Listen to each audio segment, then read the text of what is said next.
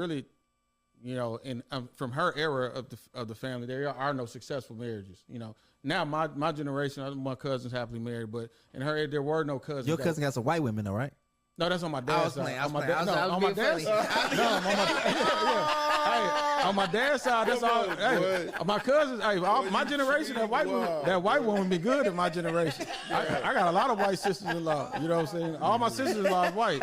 Shout out to Katie. You know what I'm saying? Shout out to Katie. I love Katie. Hey, what Katie out there with? That's my cousin Jay White. Nah, go ahead. I'm being funny. Nah, but so my mom, she says it was the bad advice. And then she said not only was it bad advice, but the very people that gave her bad advice, when they were in similar situations, did the opposite.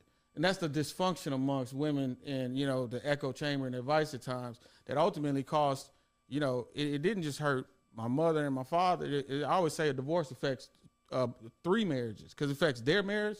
It affects my marriage, right? Because them divorcing changed the pretty much, DNA, how I would have looked at things, you know what I'm saying? So, so now it was ultimately may even impact, if I don't change it, it'll impact my kids. So it's an infinite amount of people that were affected by bad counsel. So I do think that's a really serious issue. And to piggyback, counsel is important because I'm a firm believer of alignment.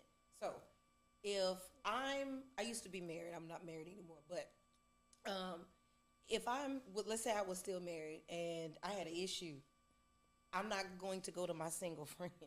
I'm going to go to a married couple that has longevity that could give me guidance and wisdom on that situation. That's wise. I'm not going to be married and then talk to my single homegirl.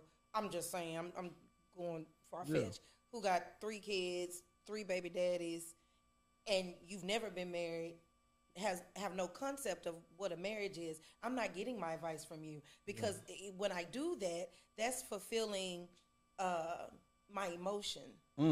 That's a great point. And there needs to be, in a marriage, you do have to have some level of emotion, but that's not where I'm going to get my counsel from.